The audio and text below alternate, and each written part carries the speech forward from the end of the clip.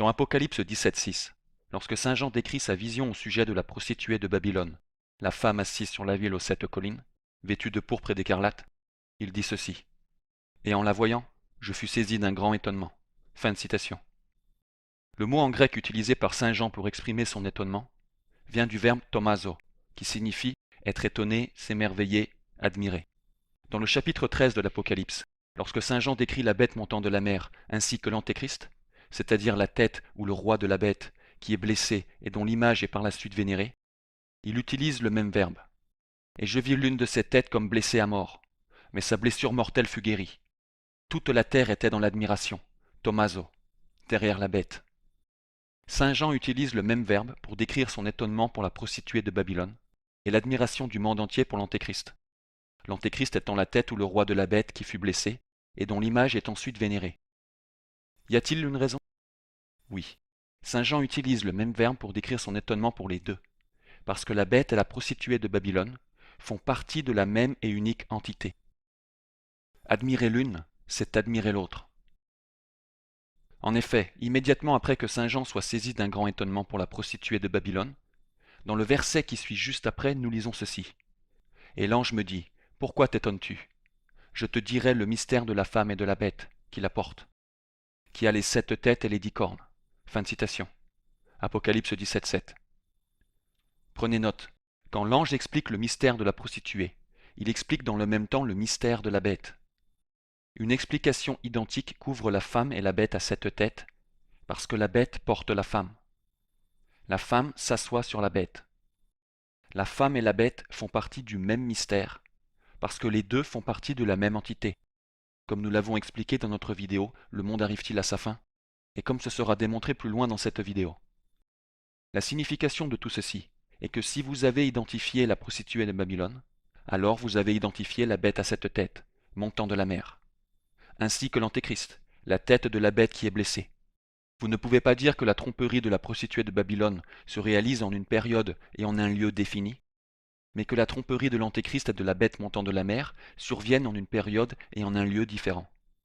Non, si l'une est ici, alors l'autre se doit d'y être présente, car la prostituée est assise sur la bête.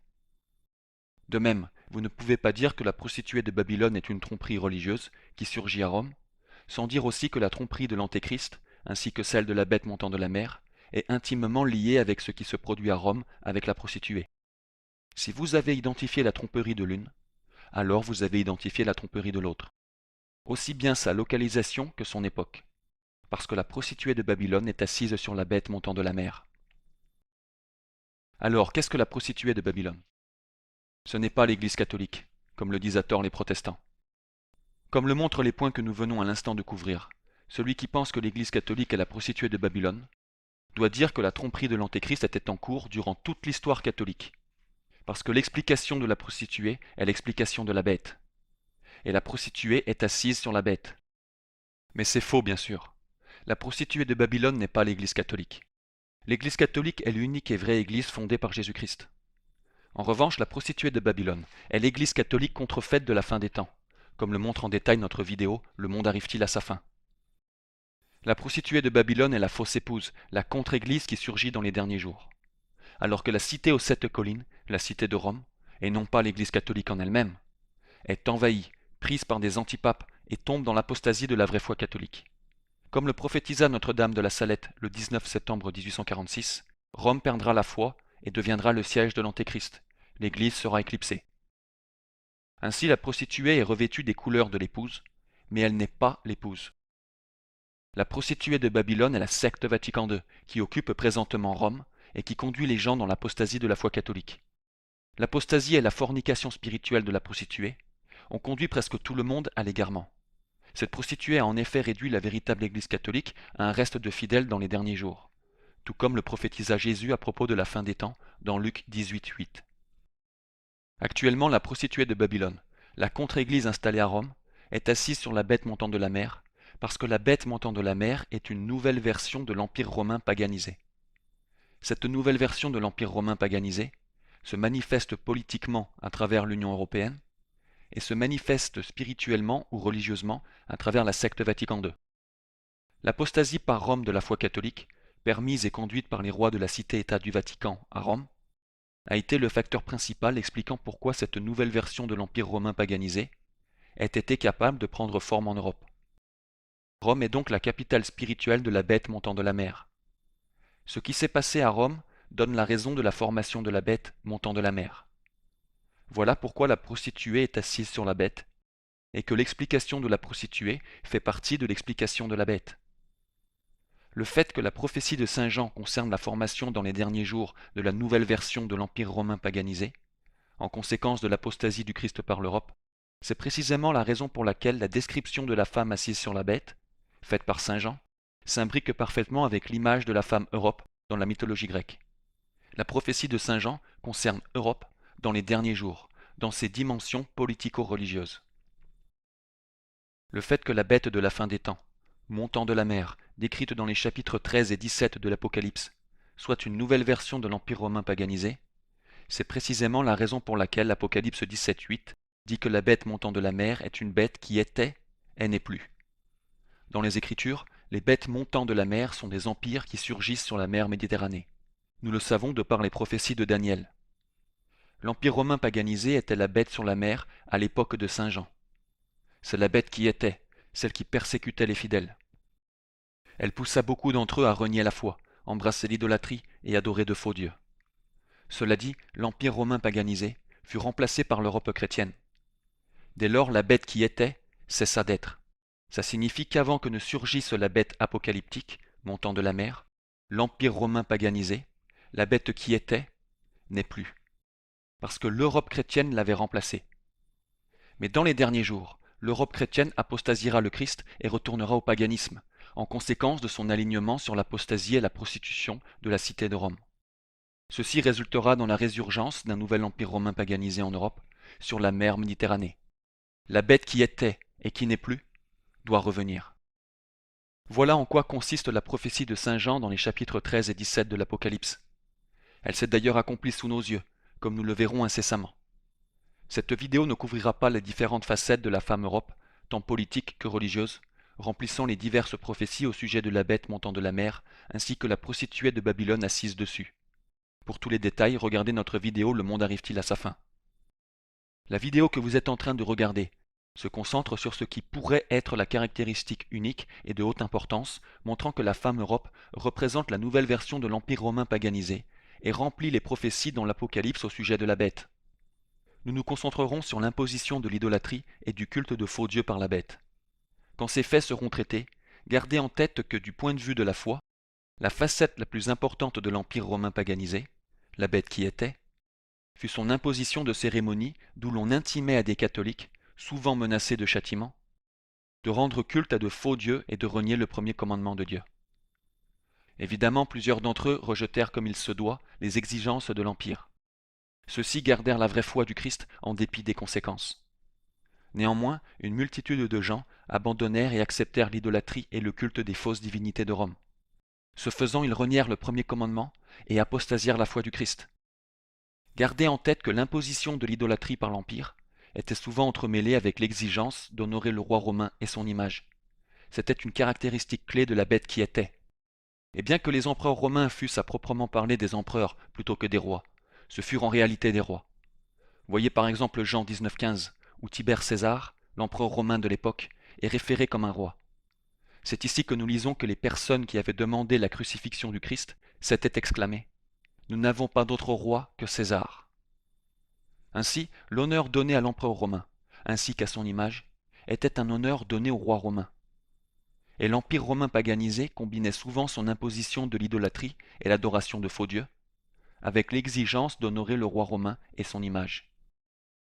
Comme nous le verrons dans la nouvelle version de l'Empire romain paganisé, la femme Europe des temps modernes, la même chose s'est produite.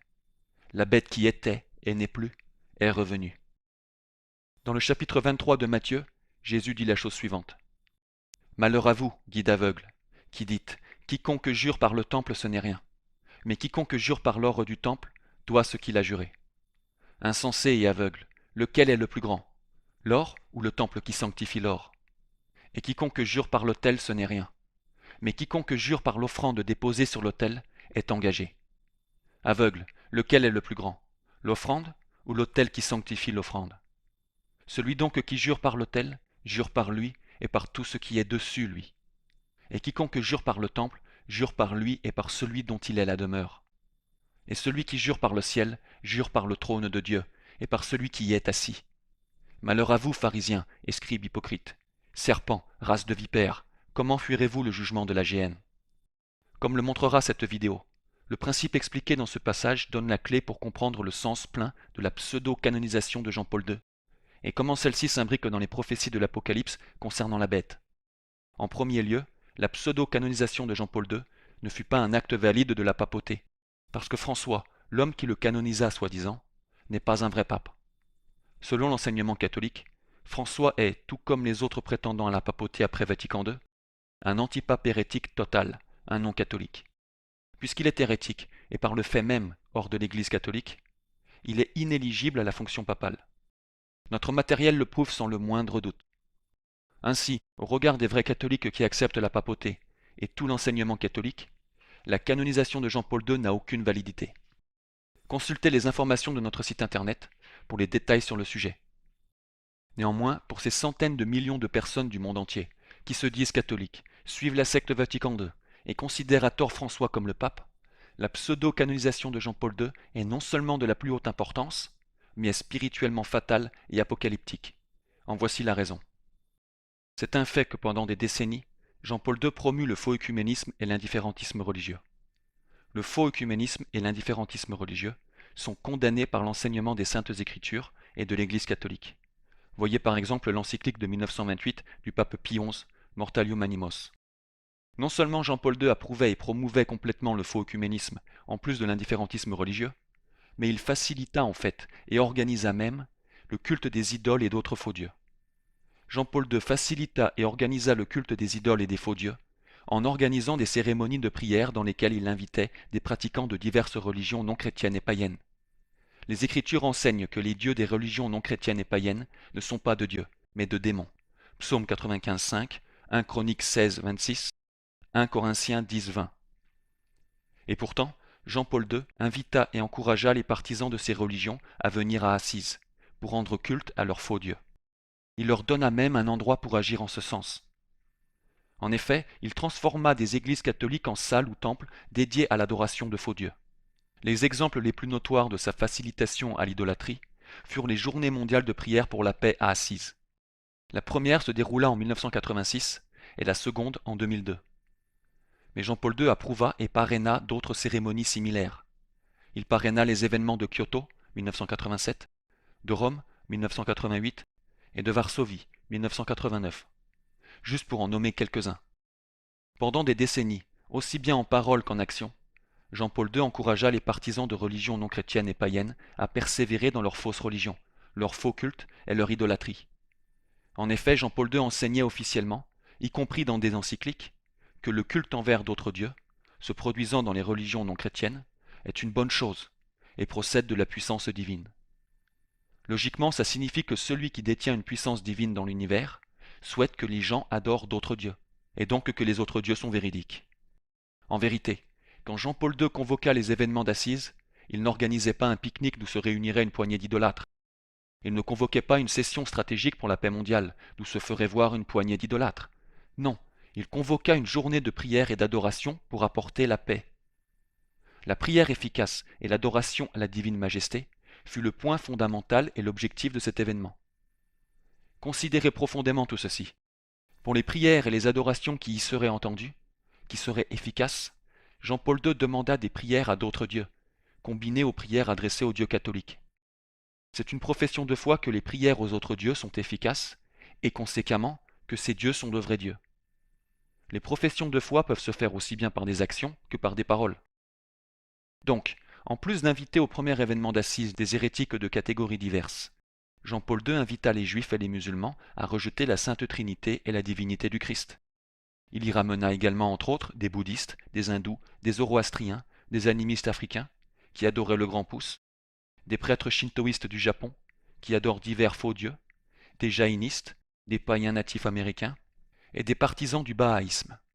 Les partisans du bahaïsme croient que Krishna, Bouddha et d'autres personnes similaires étaient des messagers du divin comme l'était Jésus. Au premier événement d'Assise, une statue du Bouddha fut placée de façon visible par tous sur l'autel de l'église Saint-François. Lors du deuxième événement d'Assise, en 2002, Jean-Paul II s'était arrangé à l'avance pour que chaque religion reçoive sa propre salle, d'où elle pouvait adorer son pseudo-dieu ou ses dieux. Tous les crucifix avaient été retirés, et ceux qu'on ne pouvait pas retirer furent recouverts. Les musulmans avaient demandé une salle donnant sur la Mecque, et Jean-Paul II leur en donna une. Les zoroastriens avaient besoin d'une salle avec fenêtre, afin que la fumée produite par les encens qu'ils brûlaient pour leurs faux dieux puisse s'échapper, et on leur en donna une. Les juifs voulaient une salle qui n'avait jamais été bénie, en d'autres termes ils voulaient une salle qui n'avait jamais été bénie au nom du Père et du Fils et du Saint-Esprit, et Jean-Paul II leur en donna une. Les religions traditionnelles africaines, qui incluaient des animistes et des adeptes du vaudou, avaient reçu une salle pour leur culte qui comprenait la vénération de serpents et d'esprits de diverses sortes. Dès lors, il est absolument vrai de dire, et aucune personne un tant soit peu honnête ne dirait le contraire, que Jean-Paul II était devenu le bâtisseur de petits temples pour et à faux dieux. C'est un fait. Il a construit des temples pour différents dieux qui sont adorés par les diverses religions présentes à Assise. Il leur donna un endroit d'où ils pussent se rendre culte à ces dieux, et amena le culte de ces dieux à la face du monde entier. De plus, à Assise II, Jean-Paul II s'était arrangé pour que les représentants de chaque fausse religion montent sur l'estrade afin d'y donner un serment sur la paix mondiale et leur religion propre. En présence de Jean-Paul II, un grand prêtre vaudou était monté sur scène pour promouvoir le vaudouisme. Le représentant hindou avait déclaré que tout le monde est Dieu. Les représentants d'autres fausses religions avaient également pris la parole. Ce que Jean-Paul II organisa à Assise I et II fut répliqué par Benoît XVI lors d'Assise III. De ce fait, il est absolument vrai de dire qu'en plus d'avoir été le bâtisseur de temples pour faux dieux, Jean-Paul II fut un missionnaire de ces dieux. Il fut missionnaire de ces dieux parce qu'il donna une plateforme mondiale sur laquelle les partisans et adorateurs de ces dieux pouvaient apporter au monde entier le message et le culte de ces faux dieux, avec une publicité et une reconnaissance qu'ils n'auraient sinon jamais eue. Ceci dit, pour en comprendre toute la signification, au sens théologique et apocalyptique, à la lumière de la pseudo-canisation de Jean-Paul II, à la lumière du fait que celui-ci est maintenant considéré formellement comme un saint par des centaines de millions de personnes prétendant être catholiques, supposez un instant qu'il y ait une religion païenne adorant un faux dieu quelconque, et supposez qu'au sein de cette religion païenne, il y ait un soi-disant saint bien connu. Ce saint ou ce héros dont il est question est honoré par les partisans de cette religion païenne en raison du fait qu'il est connu pour avoir construit un temple à leur faux dieu. Ce pseudo-saint est le célèbre bâtisseur du temple. Puisqu'il a bâti le temple dans lequel le dieu est adoré, honoré et servi, il a un caractère spécial pour les partisans de cette religion. Il est sanctifié par ces gens. Il est devenu saint parce qu'il a donné un endroit à leur Dieu. Il a construit l'endroit d'où leur Dieu est adoré et servi. Mais s'il est considéré comme un saint dans cette religion seulement pour avoir construit le temple dédié à leur Dieu, alors qu'est-ce que ça implique nécessairement pour celui à qui le temple est dédié? Ça signifie nécessairement que tout comme le saint qui a construit le temple est saint, est sanctifié, le Dieu pour qui le temple fut créé est lui aussi saint, et d'une façon encore plus grande. On ne peut pas échapper au fait que l'un découle directement et logiquement de l'autre, comme Jésus l'a enseigné. Lequel est le plus grand, l'offrande ou l'autel qui sanctifie l'offrande? Celui donc qui jure par l'autel, jure par lui et par tout ce qui est dessus lui. Et quiconque jure par le temple, jure par lui et par celui dont il est la demeure. Malheur à vous, pharisiens et scribes hypocrites. Fin de citation. Si celui qui a construit le temple est un saint, c'est seulement parce que le temple qu'il a construit est saint. C'est parfaitement logique. Et si le temple est saint, c'est uniquement parce que celui pour qui le temple a été construit est encore plus saint. Ainsi, si le constructeur du temple est un saint, c'est seulement parce que le Dieu adoré dans le temple est un vrai Dieu, ayant le pouvoir de sanctifier ou faire des saints chez ceux qui le servent ou l'adorent. Vous voyez la signification de tout ceci?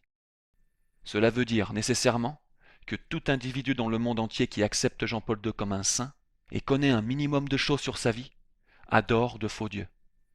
On ne peut pas contourner la chose. Ces gens considèrent des faux dieux comme véridiques et saints, possédant la puissance de sanctifier ou de faire des saints chez ceux qui les servent. Ils considèrent également comme saints des temples païens d'où sont adorés de faux dieux. Il n'y a pas moyen d'échapper à cette conclusion. Elle découle directement de 1. La reconnaissance de Jean-Paul II comme sanctus, et 2. Le fait indiscutable que celui-ci a bâti des temples pour l'adoration de faux dieux et a servi de faux dieux. Certains pourraient chercher réfutation, en disant ne pas approuver les activités de Jean-Paul II à Assise et avec les autres religions, qu'il dénonce ces choses et n'accepte Jean-Paul II comme saint que pour d'autres choses qu'il aurait faites. Ces personnes diraient ne pas croire qu'il a été sanctifié ou rendu saint quand celui-ci servait d'autres dieux, ou quand il avait construit leur temple, ou quand il présenta au monde entier leur culte, ou quand il demanda que ces dieux soient adorés à Assise, ou quand il enseigna que leurs religions sont le produit de l'œuvre divine. Ces réfuteurs diraient plutôt que Jean-Paul II a été sanctifié quand il adorait le vrai Dieu de l'Église catholique. Mais cette réponse s'écroule lamentablement. Ceux qui sortiraient un tel argument seraient toujours impliqués dans l'idolâtrie et renieraient le premier commandement de Dieu. Car dans ce cas, ces individus déclarent que l'adoration véritable et sanctifiante du seul vrai Dieu, le genre d'adoration dont l'on a besoin pour devenir saint, n'exclut pas nécessairement le service rendu à d'autres dieux ou la construction de leur temple. Mais le tout premier commandement du seul vrai Dieu, le voici. Tu n'auras pas d'autre Dieu que moi, tu n'auras point de Dieu étranger devant moi, n'adore point de Dieu étranger. Le Seigneur, son nom, est jaloux. Exode, chapitre 20 et 34. Le premier commandement du seul vrai Dieu nous dit que l'adoration sanctifiante à son égard, le genre d'adoration nécessaire pour devenir saint, exclut nécessairement, en tant que condition première et principale, le service d'autres dieux ainsi que la construction de leur temple, etc. Par conséquent, celui qui professe que Jean-Paul II est un saint, professe une croyance en un soi-disant Dieu qui n'exclut pas le service à d'autres dieux comme une exigence à la sanctification. Et ce n'est pas le vrai Dieu. La position de ces réfuteurs est donc idolâtre. Ils professent croire en un faux Dieu parce que le seul vrai Dieu s'est identifié lui-même comme celui qui exclut en premier lieu le service à d'autres dieux comme sa condition pour la sanctification. Ainsi, reconnaître formellement Jean-Paul II comme saint, ou l'appeler saint entre guillemets, tel que le fait actuellement le monde entier suivant la secte Vatican II, c'est professer que les faux dieux ont le pouvoir de sanctifier ceux qui les servent, ou que le vrai Dieu n'exclut pas le fait de servir d'autres dieux. On ne peut pas contourner la chose. Et pour cause, une telle position est idolâtre. Voilà pourquoi l'honneur donné à l'image de Jean-Paul II est prophétisé dans le chapitre 13 de l'Apocalypse. La vénération de l'image du roi. La vénération de l'image du roi romain ou tête de la bête qui est blessé, se rétablit et trompe le monde. Comme le traite en détail notre vidéo Le monde arrive-t-il à sa fin. La vénération de son image est une figure proéminente dans la prophétie à propos de la bête et de l'antéchrist, parce que la vénération de son image est précisément l'instrument et les moyens par lesquels le monde entier, suivant la secte Vatican II, s'est impliqué directement dans l'idolâtrie et l'adoration d'un ou de plusieurs faux dieux. C'est du jamais vu dans l'histoire. Le fait que tant de gens professant être catholiques soient si rapidement et automatiquement impliqués dans l'idolâtrie est un rejet du premier commandement. Les ramifications de tout ceci sont ahurissantes. Voilà pourquoi depuis tant d'années, nous avons souligné que les gens ne doivent pas accepter les antipapes Vatican II comme de vrais papes, et pourquoi nous avons prouvé par A plus B que ce ne sont pas de vrais papes. En effet, de multiples manières, notre travail démontre que les prétendants à la papauté post-Vatican II ne sont pas des papes valides. Un fait qui devrait sembler évident à la lumière des activités de l'antipape François, compte tenu de la période où nous nous trouvons. Ceux qui considèrent toujours à tort la secte Vatican II comme étant l'Église catholique, et ses chefs comme étant de vrais papes, sont dans une position spirituellement fatale. Il leur est exigé de vénérer Jean-Paul II comme un saint, ce qui revient à renier le premier commandement et à adorer un faux Dieu.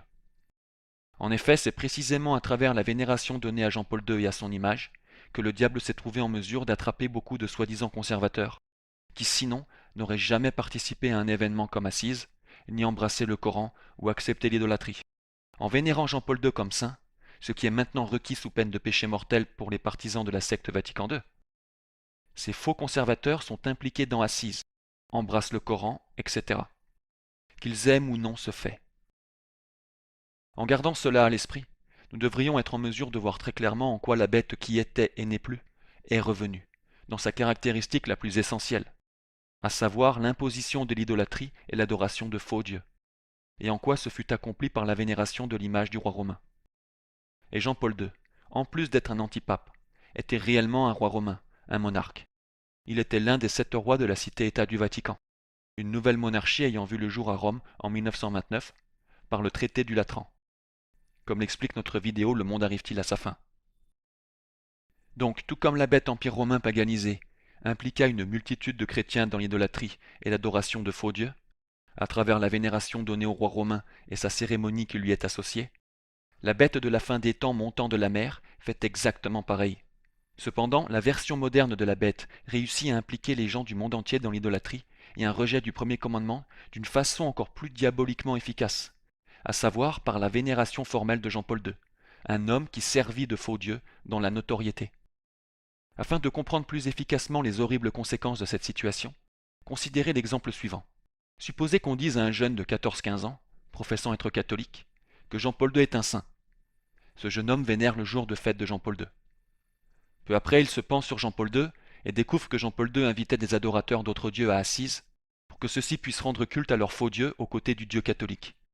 Si ce jeune accepte Jean-Paul II comme saint à ce moment-là, s'il ne connaît rien à propos des arguments prouvant que Jean-Paul II était un hérétique, pourquoi la secte Vatican II n'est pas l'Église catholique, l'existence d'antipapes dans l'histoire, que cette situation a été prophétisée, etc., le jeune homme s'implique malgré tout dans l'idolâtrie.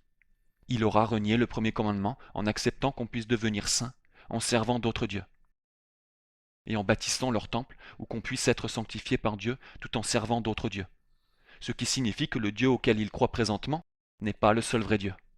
Aussi, cela ne fait aucune différence si le jeune en question, ou quiconque donnant le titre de saint à Jean-Paul II, ne se rend jamais dans un temple de faux dieux, ne professe en aucun cas une croyance affichée en ces dieux. Ça ne fait aucune différence. En acceptant tout simplement Jean-Paul II comme un saint, la personne aura renié le premier commandement en soutenant qu'une personne qui sert d'autres dieux puisse être sanctifiée. Voilà pourquoi la vénération donnée à l'image de Jean-Paul II est prédite dans l'Apocalypse. Elle représente l'imposition universelle des ravages et de l'idolâtrie de la secte Vatican II, la grande prostituée, sur ses partisans, incluant les faux conservateurs qui ne les auraient sinon jamais acceptés ou bénis. Il est aussi important de noter que si le jeune homme susmentionné avait entendu qu'un quelconque soi-disant catholique, envers qui il n'a pas de respect particulier, s'organisait pour que les partisans de fausses religions prient ces dieux et présentent au monde entier le culte de ces dieux, dans ce cas le jeune homme serait enclin à remettre en question les activités de cet individu, ou à le rejeter carrément comme vicié et faux croyant. C'est ce qu'il devrait faire, bien entendu. Mais le fait que le service à d'autres dieux soit désormais présenté au jeune homme comme étant l'activité conduite par Jean-Paul II, un homme que son Église dit être saint, apparaît de toute façon comme une puissante incitation à accepter Jean-Paul II comme saint, et ainsi accepter que celui qui sert d'autres dieux puisse être justifié. Voilà pourquoi c'est si dévastateur et significatif.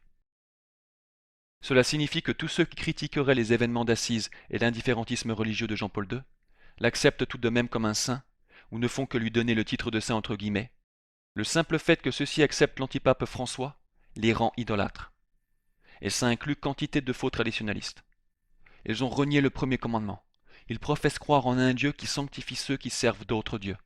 Ce n'est pas le vrai Dieu. Ces points démontrent que tous ceux qui ont obstinément défendu les antipapes Vatican II face à ces faits sont des trompeurs. Leur adhésion obstinée à une fausse position les ont placés, eux et leurs semblables, sur une voie rapide à destination de l'idolâtrie, et ils y sont désormais arrivés. Ils ont servi les intérêts du diable. Ils ont travaillé en ministres de Satan et en défenseurs de l'Antéchrist. Ces faits montrent à quel point il est essentiel d'adhérer à la vraie position, et de diffuser largement l'information prouvant que la secte Vatican II n'est pas l'Église catholique. Une minorité d'entre eux s'accrochent désespérément à la contre-Église, mais savent qu'ils ne peuvent pas accepter comme saint le vil Jean-Paul II, à cause de ce que celui-ci a fait durant sa vie. Donc ils s'arrangent pour rejeter la canonisation, mais prétendent pourtant toujours accepter François comme pape. Ils se rendent ridicules. L'antipape François a proclamé la canonisation de Jean-Paul II dans la plénitude de sa pseudo-autorité. La formule essentielle qu'il utilisa fut aussi solennelle que n'importe quelle canonisation dans l'histoire. Si François tenait la fonction papale, ce qui n'est absolument pas le cas, la canonisation de Jean-Paul II ferait tout autant autorité que n'importe quelle canonisation dans l'histoire de l'Église. Chercher des excuses en pointant le procédé qu'il utilisa et l'examen qu'il conduisit avant la déclaration solennelle est hors sujet. Dieu protège les actions de vrais papes dans ces cas comme celui-ci, sans tenir compte de l'étude entreprise ou du procédé utilisé par le pape, comme le savent ceux qui croient réellement en l'infaillibilité papale. Par conséquent, ceux qui disent que François est le pape, une position clairement absurde, mais rejettent sa canonisation de Jean-Paul II, sont tout simplement tombés dans une position schismatique et renient l'infaillibilité papale. Ils ont quitté l'enseignement catholique et embrassé un semblant des sectes vieilles catholiques ou de l'orthodoxie orientale, dans une vaine tentative de récupérer la grande prostituée ainsi que la non-papauté de François. Ce faisant, ils remettent en question chaque canonisation dans l'histoire de l'Église.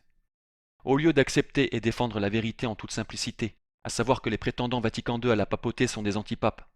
Ils choisissent de commettre des péchés mortels et renient la protection que Jésus-Christ donna à son Église et à la fonction papale. La seule façon de rejeter la pseudo-canonisation de Jean-Paul II, comme doivent le faire les gens voulant se sauver, c'est de reconnaître correctement que François n'est pas le pape, mais un antipape hérétique, un non-catholique, et que la secte Vatican II n'est pas l'Église catholique. Il y en a d'autres qui, dans un désespoir similaire, prétendent que la canonisation de Jean-Paul II signifie seulement qu'il s'est repenti, ou qu'il aurait pu se repentir de ses actions horribles et viciées, et ensuite aller au paradis. Cette affirmation est elle aussi complètement fausse, pour deux raisons. Tout d'abord, puisque Jean-Paul II promouvait constamment le faux œcuménisme, l'indifférentisme religieux, et servait moult faux dieux en parole et en action, selon l'enseignement catholique, une répudiation de ses croyances et actions viciées aurait dû avoir lieu au fort externe, afin que quelqu'un puisse conclure qu'il s'est converti du service qu'il rendait à de faux dieux. Mais bien sûr, il n'y a eu aucune conversion, telle que celle-ci, ni répudiation de sa carrière tout entière, faite au fort externe. En fait, bien au contraire, dans le tout dernier document de Jean-Paul II, sa dernière volonté, son testament, il reconnaît le rabbin de Rome et les représentants de religions non chrétiennes, dont il servit les faux dieux. Et évidemment, il n'y répudie pas son apostasie, ni ne demande aux infidèles de se convertir au seul vrai Dieu et à la foi catholique. Il est dès lors interdit pour quiconque, selon les principes catholiques, de conclure que Jean-Paul II s'est converti de son indifférentisme religieux, du service qu'il rendait aux faux dieux, etc., qu'il afficha pendant des décennies. Les principes catholiques interdisent à quiconque de conclure qu'il est n'importe où sauf en enfer. Deuxièmement, l'argument susmentionné est démoli par le fait qu'une canonisation d'un saint ne signifie pas simplement que la personne est au paradis. Elle signifie aussi que durant la vie de la personne, en tant que catholique, celle-ci manifestait une vertu héroïque et vivait une vie catholique exemplaire, même si sa conversion à la vraie foi, clairement manifestée au fort externe, s'est produite peu avant son martyre ou sa mort. Comme l'enseigna le pape Pie XI dans son encyclique du 31 décembre 1929, citation, « De fait, les saints ont été et seront toujours les plus grands bienfaiteurs de la société, comme aussi les modèles les plus parfaits pour toutes les classes et toutes les professions. Il est donc impossible de faire divorcer la canonisation de Jean-Paul II avec ce qu'il fit et enseigna en tant qu'antipape. En effet, la secte Vatican II le canonisa précisément pour sa carrière en tant qu'antipape, laquelle fut caractérisée par le vice, le faux œcuménisme, l'indifférentisme religieux et le service rendu aux faux dieux. Dès lors, ceux qui acceptent Jean-Paul II comme un saint rejettent le premier commandement et s'impliquent dans l'idolâtrie. Il faut aussi comprendre que l'importance de Jean-Paul II, et pourquoi il fut l'antéchrist, ne se trouve pas dans ce que les gens pensent de lui, et ce pas du tout, ou alors d'une façon moindre. En fait, ça ne fait aucune différence. En revanche, son importance entre en ligne de compte quand, à la suite de ce qu'il fit durant sa vie, le simple fait de l'accepter comme saint, ne serait-ce qu'une seule fois, c'est rejeter le premier commandement et être impliqué dans l'idolâtrie. Voilà pourquoi l'Apocalypse dit que tous ceux qui vénèrent l'image de la bête, celle qui est blessée puis se rétablit, et meurent non convertis, seront torturés pour l'éternité, pour les siècles des siècles. Ils n'auront jamais plus de repos. C'est l'Apocalypse qui le dit. Et c'est parfaitement logique, car ils auront alors professé une croyance en un Dieu qui sanctifierait ceux qui servent de faux dieux, et ceci n'est pas le vrai Dieu. De plus, comme prouvé dans notre vidéo, la prédication de Jean-Paul II, Jean-Paul II prétendait aussi être Dieu, et cela correspond également aux prophéties au sujet de la bête. Car en ce qui concerne la bête qui était, l'Empire romain paganisé, le roi romain prétendait être Dominus et Deus, Seigneur et Dieu. Jean-Paul II fit pareil. C'est un fait, mais il est clair que la vérité couverte sur ce sujet passera au-dessus de la tête de la majorité des gens. Peu importe comment il aura été prouvé de façon claire et complète que Jean-Paul II prêchait réellement que le Fils de Dieu est devenu chaque homme lors de l'incarnation, et que l'homme est par conséquent Jésus-Christ, le Fils de Dieu, la plupart des gens manquent tout simplement les grâces et l'honnêteté de reconnaître ce qu'enseignait Jean-Paul II à cet égard. Même si peu de gens reconnaissent la vérité que Jean-Paul II enseignait qu'il est Jésus-Christ durant tout son anti-pontificat, il est parfaitement logique que celui qui remplit les prophéties à propos de l'Antéchrist et poussa tant de gens dans l'idolâtrie prétendait dans le même temps être Dieu en personne. C'est aussi remarquable qu'à travers la vénération de son image et la pseudo-canonisation, Jean-Paul II fait tout autant de dommages aux âmes, voire davantage, après sa mort que durant sa vie. Le fait que Jean-Paul II était l'Antéchrist s'imbrique précisément avec les prophéties concernant les 7 rois romains, l'un desquels est apparemment blessé à mort, mais se rétablit. et la bête montant de la mer, c'est-à-dire l'Union européenne, surgissant durant le règne du sixième roi, quand 5 sont tombés. C'est couvert en détail dans notre vidéo en français, Le monde arrive-t-il à sa fin? En ayant ces faits en tête, nous devrions être en mesure de voir clairement en quoi l'explication de la prostituée de Babylone dans Apocalypse 17 est aussi une explication de la bête, et en quoi l'étonnement exprimé quant à la prostituée est aussi l'étonnement exprimé quant à la bête.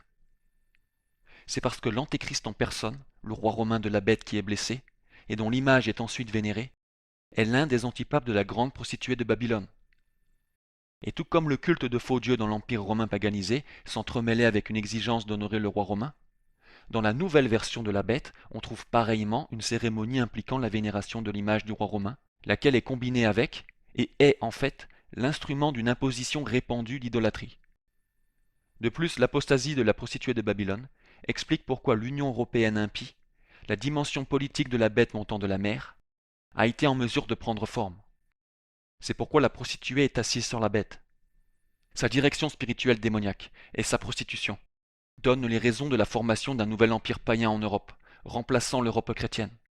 Donc, quand nous regardons le véritable accomplissement de la prophétie concernant la bête qui était et n'est plus, ainsi que la prostituée romaine qui s'assoit dessus, on peut voir très clairement en quoi l'explication de l'ange sur l'une expliquait l'autre, et en quoi l'étonnement exprimé pour l'une était le même étonnement exprimé pour l'autre. Aussi, les parallèles entre la bête qui était, l'Empire romain paganisé, et sa nouvelle version, l'Europe des temps modernes, devient encore plus intéressant. Dans la bête qui était, l'Empire romain paganisé, les autorités n'imposaient pas seulement l'adoration de faux dieux et l'image du roi romain. Ils exigeaient aussi que les gens rendent les honneurs à quantité de rois romains païens décédés. Et dans l'Europe des temps modernes, la bête montant de la mer, la même chose est en train d'arriver. La prostituée de Babylone est allée jusqu'à vénérer officiellement les images des divers antipapes de la secte Vatican II. Ces hommes, qui, comme Jean-Paul II, embrassaient aussi le paganisme, endossaient des mots de diverses sortes et servaient de faux dieux. Ce furent les rois romains de la cité-État du Vatican les plus responsables de la formation de la secte Vatican II, la transformation de l'Europe et le retour de l'Europe au paganisme. Voilà pourquoi l'antipape Jean XXIII, le vil hérétique doublé d'un franc-maçon, convoqua le second concile du Vatican, fut lui aussi soi-disant canonisé avec une imposition de la vénération de son image. C'est pourquoi l'antipape Paul VI, un hérétique total des plus démoniaques, qui promulgua la nouvelle messe, confirma les enseignements maléfiques de Vatican II, et tenta de retirer le plus possible du monde entier la messe catholique, est lui aussi soi-disant béatifié. La nouvelle version de l'Empire romain paganisé est à l'œuvre juste sous nos yeux. D'où les rois romains décédés, les antipapes les plus responsables de la repaganisation de l'Europe, reçoivent les honneurs parmi les faux dieux. La bête qui était et n'est plus est revenue. Le diable veut que les images de ces divers antipapes soient honorées, pas seulement Jean-Paul II, parce que tous illustraient la vilainie, le vice. Ils embrassaient tous l'hérésie et les fausses religions. Ils servaient tous de faux dieux. En honorant n'importe lequel d'entre eux comme sanctifié ou béni, on professe que la sanctification vient par la vilainie. Néanmoins, l'image de Jean-Paul II, l'image de celui qui fut blessé et prétendait être Jésus-Christ, est la plus importante. Elle est pointée du doigt dans l'Apocalypse parce que Jean-Paul II, de façon hautement notoire, servait de faux dieux et bâtissait des temples pour l'adoration, et conséquemment la vénération de son image constitue le lien le plus immédiat et direct vers l'idolâtrie donnée aux masses. Dès lors, si vous pensez que dans le futur viendront 7 rois romains faisant partie du nouveau royaume à Rome, avec un nouvel empire sur la mer Méditerranée constituant une nouvelle version de la bête qui était, surgissant lorsque 5 de ces rois sont tombés, avec un de ces rois romains se faisant blesser, trompant le monde et poussant les masses à s'impliquer dans l'idolâtrie à travers la vénération de son image, eh bien vous avez tort. Ça ne se produira pas dans le futur. C'est déjà arrivé, et nous sommes actuellement dans la phase finale.